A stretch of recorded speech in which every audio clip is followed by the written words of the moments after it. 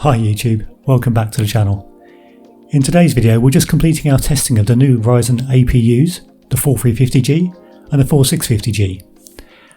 Now in our earlier videos we tested them for AAA games and done some benchmarks, and this video is a quick overview of their ability to emulate. So a quick overview of the processors. The Pro 4350G is a 4-core 8-thread processor with a base clock of 3.8 GHz and a max boost clock of up to 4 GHz. The inbuilt graphics are Radeon graphics with a core count of 6 and a frequency of up to 1700 MHz. The 4650 is a 6-core 12-thread processor, a base clock of 3.7 GHz but a boost up to 4.2, has the Radeon 7 graphics, so 7 cores, and a maximum frequency of 1900 MHz. So let's have a look at how they emulate. So first up then, Dreamcast with the ReDream emulator. This is Dead or Alive 2. Now this is a relatively straightforward emulator to run on both the 4350 and 4650Gs. I've managed to run these at 4K without any real problem. Really quite straightforward, fantastic performance. This will run anything the emulator is compatible with. Really no problems at all. Overall really good performance.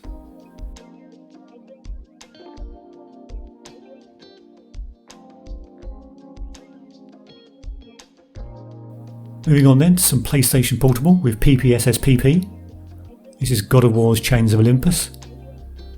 Now on the 4350G I could manage to emulate this at 4 times resolution. On the 4650 it pushed up to 5 with no real problems. If you see a couple of glitches in the footage, that's down to me running OBS as the capture for these videos. It does have quite large impacts on the processor and GPU while you're doing both. But when I was doing my benchmarking, absolutely no problems at all at 5 times resolution. Again, if it emulates God of War Chains of Olympus, it will pretty much emulate anything on the PPSSPP emulator, so no problems at all.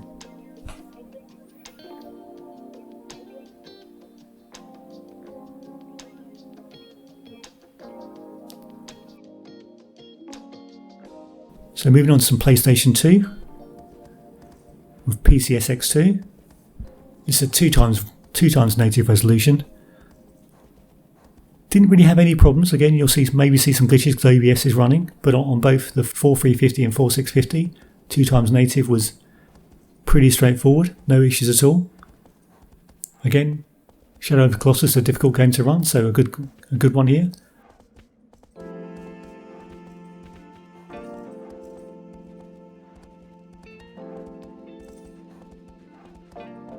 Here's Ratchet & Clank Up Your Arsenal. Again, no problems at all, straightforward, 2 times native resolution. Really good performance.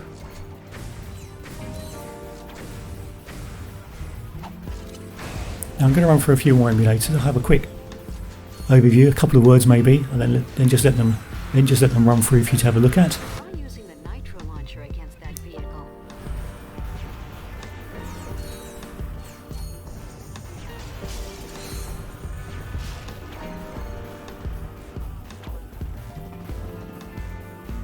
So moving on then to PS3, another Gods of War,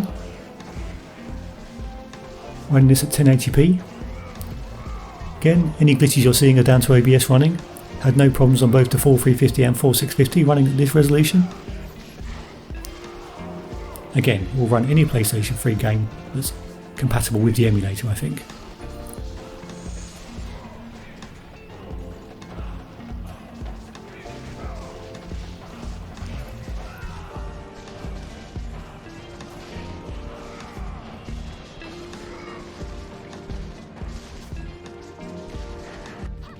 Here we have Tekken 5, no problems at all.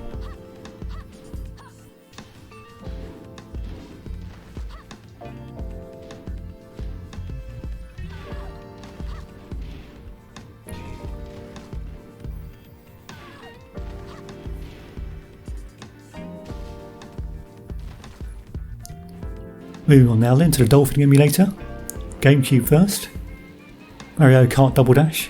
Arguably the best Mario Kart game? Let me know in the comments, I think this is my favourite.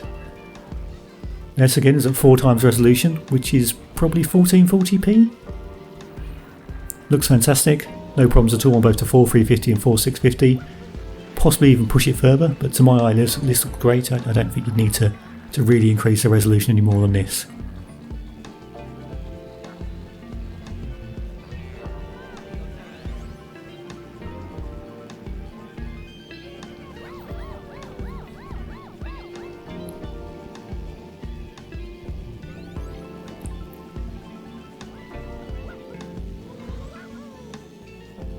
So then switching over to some Wii emulation, Super Smash Bros.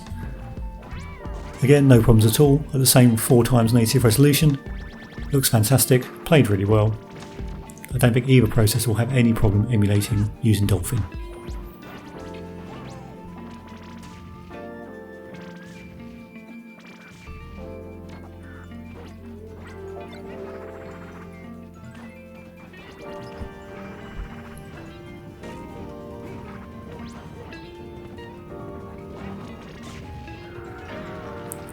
So if you've seen my other videos, you've seen Mario Kart before. This is CEMU with Mario Kart 8, running at 1440p resolution.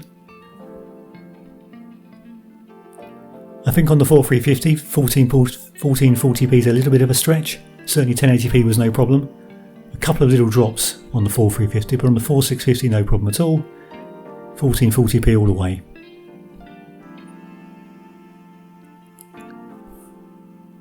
So obviously I didn't test every emulator. I did have a quick look at Citra, but I saved you the agony of watching it. As you probably all know, AMD processors and graphics cards don't do well with OpenGL, and that really doesn't work with Citra, so Citra isn't really the emulator for these processors. But overall, fantastic job. I think that these APUs will be excellent for emulation as console killers, but really fantastic performance. So, let me know in the comments below if you want to see anything else emulated on these processors. I think they're great, but let me know your thoughts. That seems like a good place to end it. Thanks for watching YouTube, hope you found that useful.